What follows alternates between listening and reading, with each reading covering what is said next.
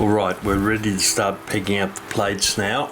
So what I'll do first, I'll use a scalpel and sharpen the end of this piece of pegwood. Bring it down to a relatively fine point.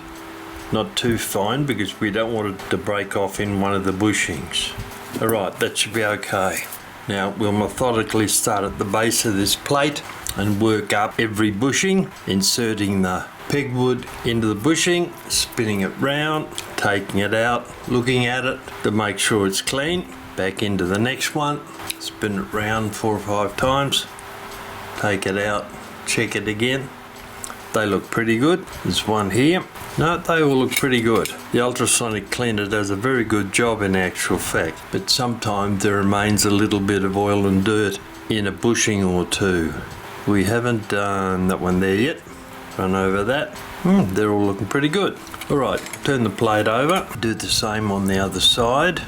Now there's a little bit of dirt, oil residue there. I'll take that off with a piece of very fine steel wool and very lightly rubbing the plate where the discoloration is, because we don't want to remove the lacquer from the top of the plate because it'll tarnish dramatically if that happens, and very, very quickly. Alright, the other side's not too bad. There's a little bit there. Alright, that's okay. Alright, back to pegging out our bushes.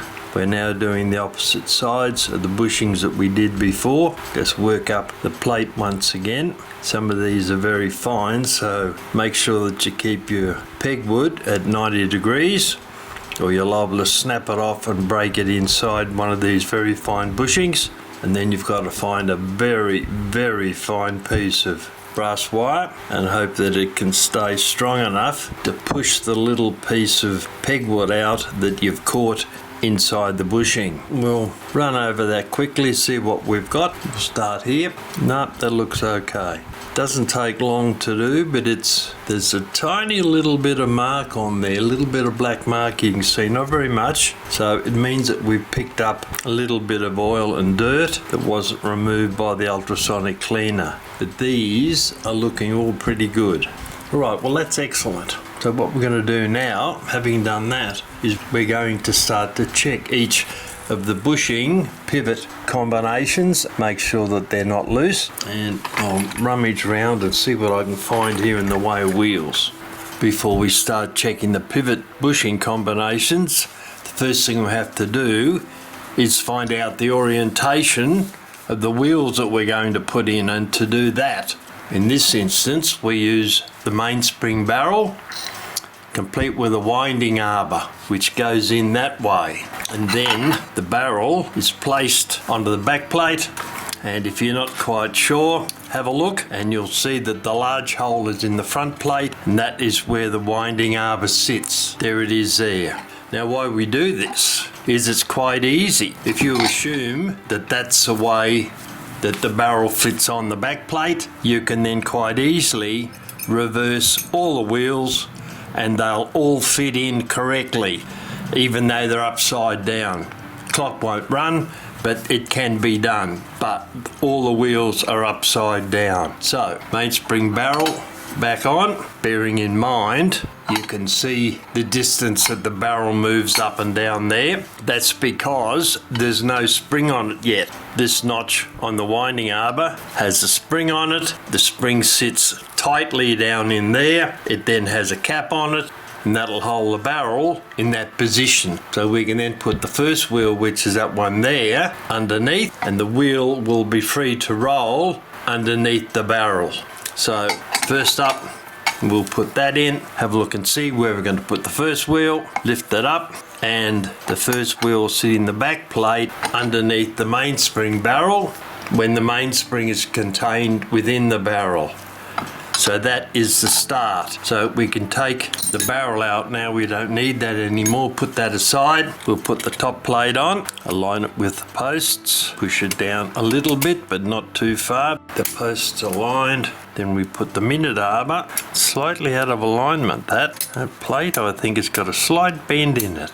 Now, the minute arbor goes into its pivot down there. It's moved out again. I'll have to remember that each time I do this, that the plate has got a slight buckle in it, slight bend. Alright, minute arbor goes there. The wheel here, this wheel, open up a tiny bit, bring that wheel back. This wheel that has the gathering pallet on it, that piece there, will slot in there. Once the first wheel is positioned correctly, and the first wheel goes there. Being careful not to snap the pivot, we'll put the minute arbor back in again and then test to make sure the wheel spins correctly. Now I won't bother putting any of the nuts on the pillars, simply because that's an easy one to hold. Once I get up to this end with the warning wheel and the fly in it, then I'll probably put nuts on these couple of posts here just to hold it securely. Alright, first up we're going to look at that pivot there, and I'll get a pair of tweezers so that I can move the wheel left and right. No, that's pretty tight actually. We'll check the other side, don't drop the pivot out. We're looking at that one there. Get my hand on the wheel again. And that is looking a bit on the rough side. Look at that. Alright, so that will have to be replaced. I'll put a small dot there with a Sharpie, and having checked that, we'll now recheck this pivot here. Yeah, that's a bit too much also. Okay, I'll put a dot on those two. So they're the first two rebushings that we're going to have to do. So I'll take the top plate off, then turn the plate over and mark that bushing on the inside, that one there, so we know that we have to do that. Then take the first wheel out, we'll put a dot beside that. Right, the star wheel, which goes there, put the plate on again, the top plate, align the posts with the holes, push the plate down a little bit so that it's secure. That guy there is seriously out of whack, that one. And that one at the back, and this one here also. Alright, now, align the minute arbor, turn the movement round so we can see what we're doing. Second wheel, the star wheel, get its pivot aligned, which is virtually there, tiny bit more. It's going to be hard to get on with. Alright, we'll put the gathering pallet wheel, we'll go in there. Now, finish positioning the star wheel to there. Make sure that the plate is down and spin the wheels.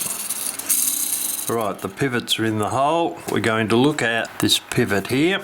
I'll bring it up a little bit so it's a bit easier to see. There we go. Move it backwards and forward. That's a bit much. I've got a feeling we're going to end up with a few bushings to do. Now we're looking at that one there and move the wheel backwards and forward. That one's not too bad actually. Right, we'll check the front one. This one here, we'll check that again and see whether that comes in on the 5% rule. No. I don't think so. I think we're going to have to do that one. So it normally means if you do one side, unless the other side is absolutely superb, you do them both, realign them both. Alright, I can see some bushing coming up. We'll take the top plate off, mark the bushing on the inside of the plate that has to be done, put that aside, and now we're up to the warning wheel. In actual fact, we're going to have to put that on once we've got this in place.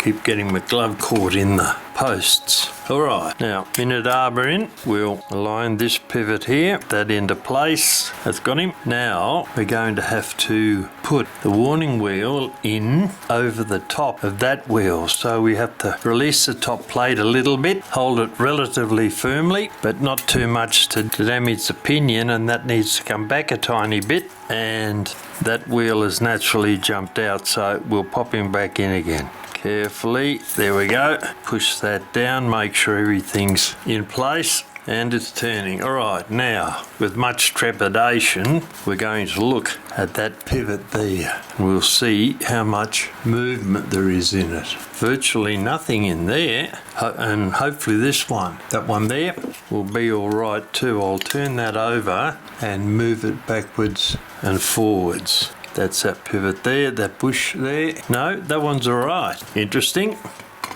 Alright, move the top plate. Take the warning wheel out. And then put the fly in, which will go there. Got him. Top plate back on. Line the pillars. and the holes in the plate. And that guy comes in a bit. They love taking bites out of my gloves. Right, minute arbors in. Now, maintenance cam wheel in. Now we'll bring the top plate up a tiny bit, and as usual that wheel drops out, and then we go, that's got him, flies in place. Now no, that looks like it might be alright. Now we're looking at that one there, see what we can see. No, that seems to be alright. Check it for in play, lots of that. Alright, remove the top plate, off it comes. Put the fly back into our foam block. So we've got to replace that pivot and that one there. So on the outside, we'll very gently, we'll remove the two Sharpie marks we've put on the outside of the plate. We don't want to affect the lacquer that's been put on this plate. All right, so that one and that one have got to be done, and then for the outside of the plates here, got that one and that one. So we're going to remove that little Sharpie mark there very carefully, and that one there. All right, well, that's the strike side done. I'll do the going side train now off camera, then we'll come back and see how much rebushing we have to do. Alright, I've checked the going side wheels, that pivot there and that pivot there, the escape wheel, and on both sides, that pivot there and that pivot there, nice and tight. Plenty of end play in them. So those couple of wheels are alright. Okay, so I'll take those out, and I've got 4 bushings that have to be replaced. Take those 2 wheels out. Alright, that's what we're going to do now. We're going to replace those 4 bushings.